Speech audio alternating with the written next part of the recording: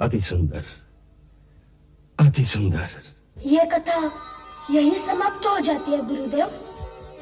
नहीं, अभी ये कथा समाप्त नहीं हुई। तो इसके आगे की कथा आपने लिखी नहीं? लिखी है। वे सिखाएंगे? नहीं। क्यों गुरुदेव? अभी उसे सुनाने का समय नहीं आया, परंतु बहुत शीघ्र ही वो समय आने वाला है। तब मैं कथा का शेष भाग भी तुम्हें सिखा दूंगा। गुरुदेव, जिन श्री राम को आप स्वयं भगवान विष्णु का अवतार कहते हैं, क्या यह उन्हीं की कथा है? हाँ वत्स, ये उन्हीं की नरलीला की कथा है। जब उन्हें सीता माता की पवित्रता पर स्वयं विश्वास था, तो फिर उन्होंने लोगों के कहने से सीता का त्याग स्वीकार क्यों कर लिया? उस समय तो अपनी पत्नी का साथ देना उनका धर्म था। परंतु देवी सीता का भी ऐसा ही मत था। तो क्या हुआ? पत्नी यदि कोई अनुचित बात करने को कहे, तो क्या पति को उसे मान लेना चाहिए? उचित और अनुचित का निर्णय तो इतिहास करेगा, परंतु महाराज राम ने जो किया वो राजधर्म के अनुसार ही किया। महाराज राम, आज आपके जन्म दिवस पर मैं आपका ऋत्विज, वशिष्ठ, चारों दिशाओं के समस्त ऋषियों की ओर से आशीर्वाद देता हूं कि आपका सर्वदा कल्याण हो। आप स्वयं मूर्तिमान धर्म हैं, अतः जहां भी आपके नाम का उच्चारण हो, वहां धर्म की वृद्धि हो।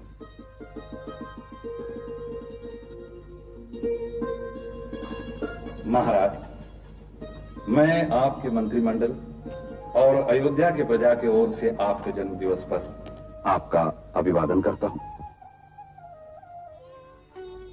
हे रघुकुल नंदन,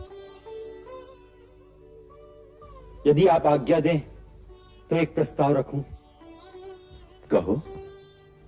महाराज, अश्वमेध नामक महान यज्ञ समस्त पापों को दूर करने वाला परम पावन और दुष्कर है, अतः आप इसका अनुष्ठान स्वीकार करें।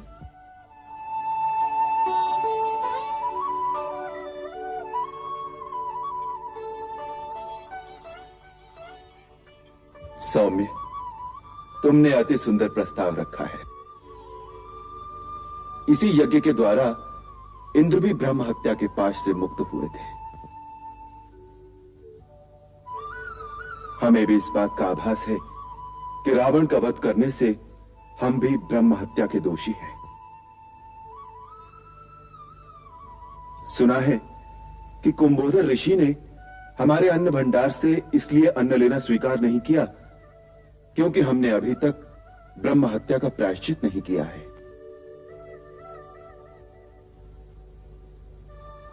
इसीलिए यदि गुरुदेव आज्ञा दें तो हम अश्वमेध यज्ञ का संकल्प करते हैं।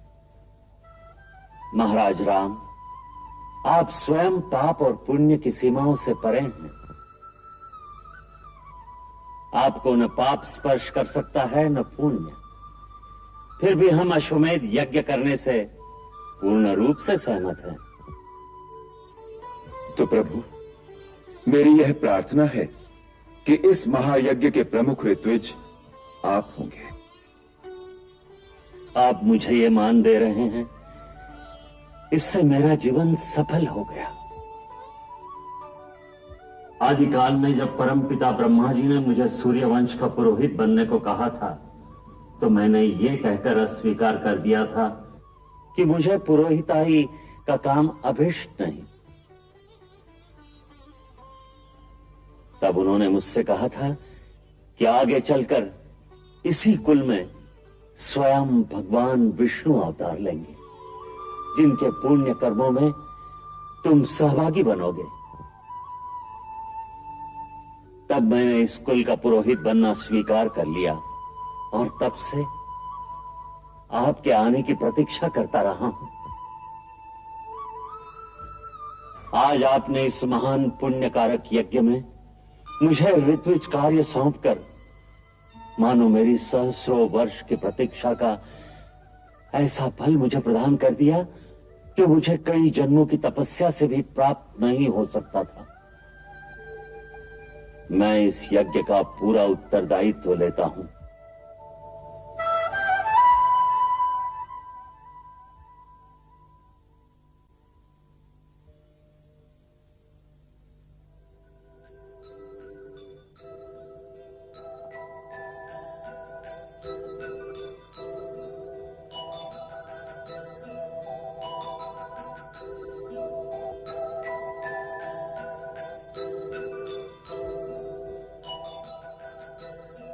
राजा धर्म के नाम पर इतना बड़ा अन्याय कर सकता है, ये बात तो मेरी समझ में नहीं आती।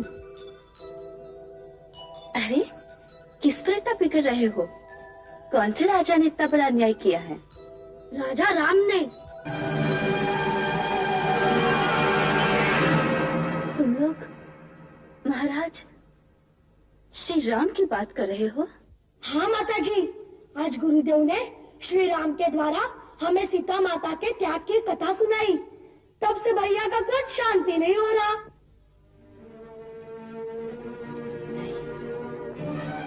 कुश पुत्र, श्री राम हमारे राजा हैं। उन पर क्रोध करना कदापि उचित नहीं। परंतु राजा इतना बड़ा अन्याय करे, उसे सहना भी उचित नहीं। उन्होंने कोई अन्याय नहीं किया। एक निर्दोष पत्नी को, जिसे वे स्वयं भी पवित्र मानते थे, केवल कुछ लोगों के कहने से घर से निकाल देना, यह सर्वथा अनुचित और अन्यायपूर्ण कार्य था। साधारण मानव भी यही कहेगा।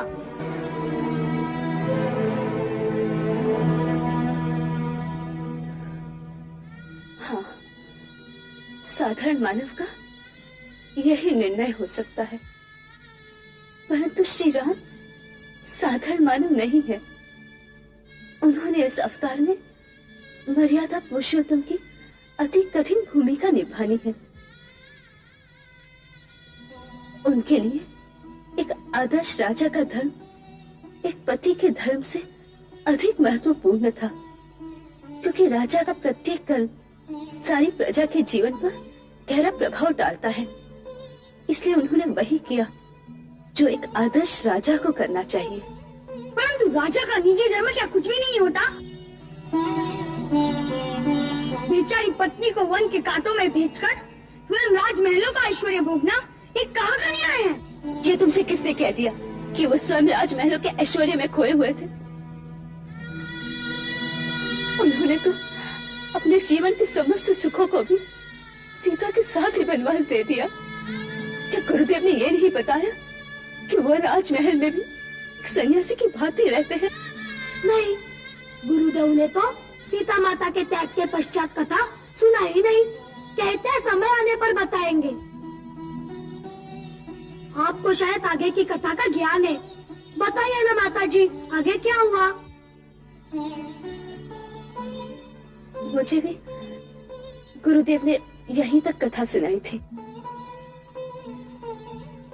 फिर आप ये कैसे जानती हैं कि महाराज श्री राम अपने राजमहल में कैसे रहते हैं? वो राजा है। आदर्श राजा का जीवन तो प्रजा के सामने खुली पुस्तक की भांति रहता है। इसलिए ये बातें सारी प्रजा जानती है। मैं भी उनकी प्रजा हूँ, इसलिए मैं भी जानती हूँ। फिर माता जी, सीता माता का क्या हुआ? वह कहाँ गई? आपको पता है? वो तो गुरुदेव जानते हैं। गुरुदेव तो कहते हैं कि समय आने पर बताएंगे। ठीक ही कहते हैं। समय की प्रतीक्षा तो करनी ही पड़ती है। कुछ भी हो, मैं इस अन्याय के साथ कदापि सहमत नहीं हो सकता। यदि किसी दिन मुझे महाराज श्री राम मिल गए तो मैं उनसे ये प्रश्न अवश्य पूछूंगा कि आपने अपनी निर्दोष पत्नी को घर से क्यों निकाला? हाँ, मैं भी यही प्रश्न पूछूंगा महाराज से। परंतु भैया, हमारी भेंट महाराज से होगी क्यों? वो तो राजा है, हम बनवासी। कौन जाने किसी दिन अवसर निकल आए। गुरुदेव कहते हैं कि अगर संकल्प दृढ़ हो तो भगवान उसे अवश्य पूरा करते हैं। तो मुझे पूर्ण विश्वास है कि किसी न किसी दिन हमारी भेंट महाराज श्री राम से अवश्य होगी।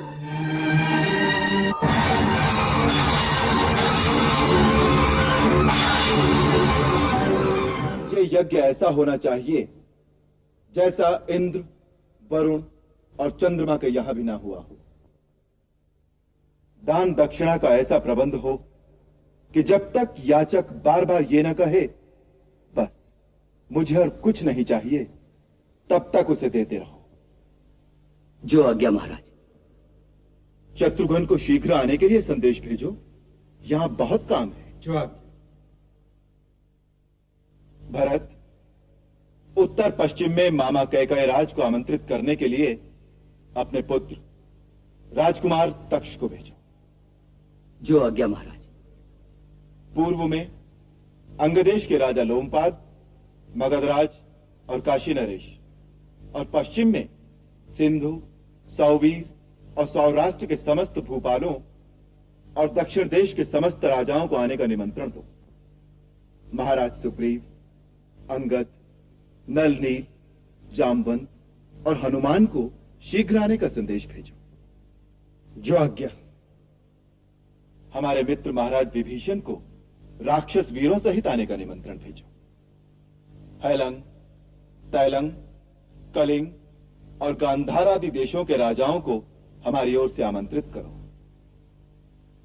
इस यज्ञ में देवता, नाग, किन्नर और गंधर्व आदि सभी आएंगे। अतः सब अतिथियों की सुख सुविधा और सम्मान का पूरा पूरा ध्यान रखा जाए। जो आज्ञा। आध्यात्म की परम विभूतियों विश्वामित्र, अत्रि, गौतम, पुलत्स्य, भार्गव, च्यवन, अगस्त्य, जमदग्नि, पराशर, कश्यप, दुर्वासा, भरद्वाज और महर्षि वाल्मीकि को बुलाने के लिए विशेष दूत भेजे जाए। आर्य सुमंत्र। जी महाराज। महाराज जनक को आमंत्रित करने के लिए हमें स्वयं उनकी सेवा में उपस्थित होना चाहिए था, परंतु गुरुदेव का आदेश है कि हमें इस समय अयोध्या से बाहर नहीं जाना चाहिए। अतः उनको आमंत्रित करने के लिए लक्ष्मण के पुत्र राजकुमार चित्रकेतु को उनकी सेवा में भेजा जाए। जो आज्ञा महाराज। काका, काका काका, सुनते हो? राजा राम अश्वमेध यज्ञ करने जा रहे हैं। अच्छा, हाँ, सारे नगर में इसी बात के चर्चे हो रहे हैं। तब तो बहुत अच्छा होगा, अयोध्या में फिर से रौनक आ जाएगी। व्यापार कितना बढ़ेगा। हाँ, देश देश के राजा और उनके सैनिक आ रहे हैं। राजमार्गों और नगर की वीथियों में कैसे रेल पेल छाएगी। भैया, अयोध्या में तो खमाखम धन बरसेगा। हाँ सेठ जी, ऐसा ही होगा। जब से सीता रानी यहाँ से गई हैं, नगरी तो जैसे श्रीहीन हो गई है। हाँ, अब कुछ चहल पहल होगी। अरे रानी भी तो नई आ जाएगी। क्यों काका? अरे तो इतना बड़ा यज्ञ राजा राम क्या पत्नी के बिना ही करेंगे? शास्त्रों के अनुसार पत्नी के बिना तो कोई भी धर्म कार्य नहीं हो सकता। इसलिए यदि यज्ञ का अनुष्ठान किया है तो विवाह की योजना भी अवश्य कर ली होगी। हमारे महाराज राम के आगे तो सारा संसार सर झुकाता है। जिस देश की राजकुमारी अच्छी लगेगी वही राजा अपना अहोभाग्य समझेगा। भाई, मैंने तो सुना है कि काशी की राजकुमारी बहुत ही सुंदर है और बड़ी मर्यादाशील भी है। और काशी महाराज तो स्वर्गीय महाराज दशरथ के मित्र भी हैं। तुम देख लेना, वही नाता होगा। अरे भैया, मैं एक बात पूछता हूँ, क्या महारानी सीता को वापस नहीं लाया जा सकता? अरे भाई, जिस कलंक के कारण महारानी सीता को वनवास दिया था, महाराज उसी कलंक को फिर अपने माथे पर कैसे लगा लेंगे? भाई, उस समय जो भी हुआ सचमुच वो बहुत अन्याय था। हो सकता है अन्याय ही हुआ, परंतु उन दिनों उस अन्याय के विरुद्ध कोई नहीं बोला, और जब उस समय कुछ नहीं बोला तो अब बातें करने से क्या लाभ? क्योंकि यदि वो अन्याय था तो आज भी उस अन्याय को बदला जा सकता है। बदलकर क्या करेंगे? रानी सीता जीवित ही कहाँ होगी? यदि कहीं होती तो आज तक कोई समाचार तो मिला होता। कुछ भी कहो भैया, मुझे तो कभी कभी ये लगता है कि एक सती स्त्री के साथ जो अन्याय हुआ है उस पाप की भागीदार अयोध्या की सारी प्रजा है। मैं तो कहता हूँ यही अवसर है जब हम सबको राजा पर जोर देना चाहिए कि यदि सीता निर्दोष है तो उसे यज्ञ के लिए वापस बुलाया जाए, नहीं तो समझ लो भैया, इस पाप के लिए हम सबको नरक भोगना पड़ेगा। भैया जब नरक भोगना होगा भोग लेंगे। अभी तो महाराज राम के विवाह की तैयारी करो। यज्ञ की रौनक तो होगी ही, परंतु इससे पहले ब्याह की जो धूम मचेगी उसका आनंद स्वर्गीय आनंद से भी बढ़कर होगा। भाई मैंने तो महाराज राम की बारात में जाने की पूरी तैयारी कर ली है। क्या सारी प्रजा महाराज राम के विवाह के लिए उत्सुक है? कोई सीता की बात नहीं करता? कि सुंदर अवसर है, अब महारानी सीता को आदर सहित वापस बुला लिया जाए। गुरुदेव, चौराहे वाले मंदिर के बाहर एक व्यक्ति बार बार यही बात कह रहा था कि सीता जैसी पवित्र नारी पर जो अन्याय हुआ है उस पाप की भागीदार अयोध्या की सारी प्रजा है। उनको इस समय चाहिए कि वो सीता को वापस लाने की विनती करें, पर सभी यही बात कह के टाल रहे थे कि अब सीता जीवित भी है या नहीं, उनकी बात करने से क्या लाभ।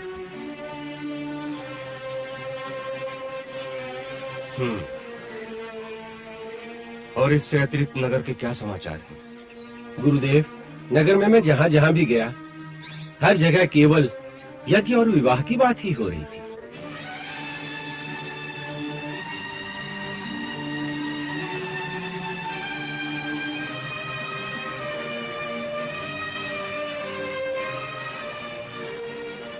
गुरुदेव, क्या महारानी सीता अब जीवित नहीं है? जीवित है वत्स। आप जानते हैं वे कहाँ हैं? हाँ। तो फिर आप महाराज राम को जाकर ये बात क्यों नहीं बता रहे थे? समय आने पर सब बता दूंगा।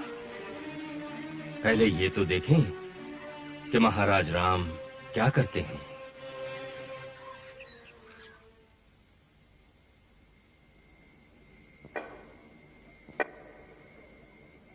बड़ी देर कर दी माता। देखिए मैंने कब से आपके लिए भोजन बना रखा है। पुत्री, अयोध्या की बातें सुन रही थी, उसी में देर हो गई। अयोध्या की? हाँ, आज मुनि लोमहर्ष किसी कार्यवश अयोध्या नगरी गए थे और सबको वहाँ के समाचार सुना रहे थे। कोई विशेष समाचार है क्या? वहाँ सर्वथा कुशल मंगल तो होगा ही। कुशल मंगल तो है ही, अब और भी बड़ा उत्सव होने वाला है वहाँ। उत्सव? किस बात का? महाराज ने कोई विजय प्राप्त की है? नहीं, वे अश्वमेघ यज्ञ करने जा रहे हैं। सारे नगर में उत्साह की लहर फैल रही है। अयोध्या में दोहरी धूम मच रही है। एक ओर यज्ञ की तैयारियां और दूसरी ओर महाराज के विवाह के चर्चे हो रहे हैं।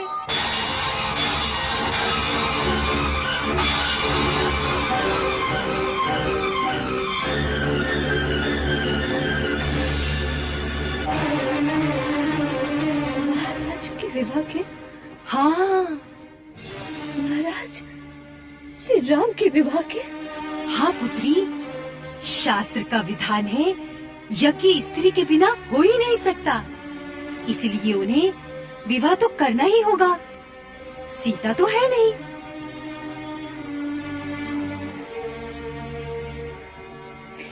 सीता हो भी तो सीता को किसी ने ढूंढा नहीं होगा। ढूंढना होता तो उसका त्याग ही क्यों करते पुत्री? किससे विवाह हो रहा है ये पता चला? ये तो नहीं बताया, परंतु वो तो सर्वसमर्थ राजा है।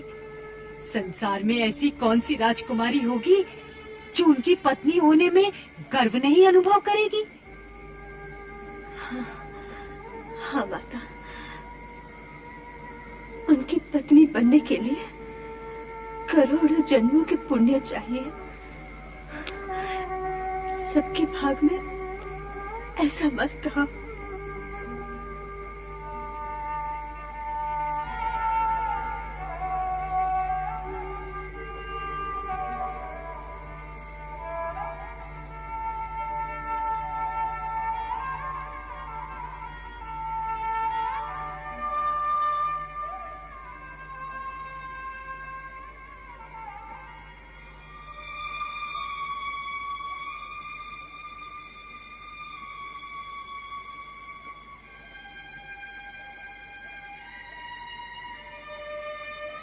महाराज के विवाह के चर्चे हो रहे हैं।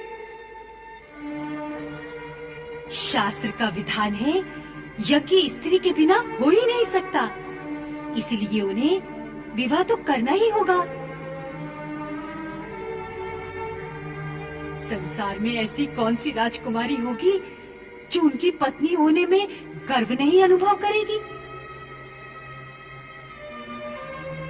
आज मैं तुम्हें एक वचन देता हूं। राजाओं के यहाँ अनेक रानियों का रिवाज है, परंतु राम के जीवन में कोई दूसरी कभी नहीं आएगी, ये राम की प्रतिज्ञा है।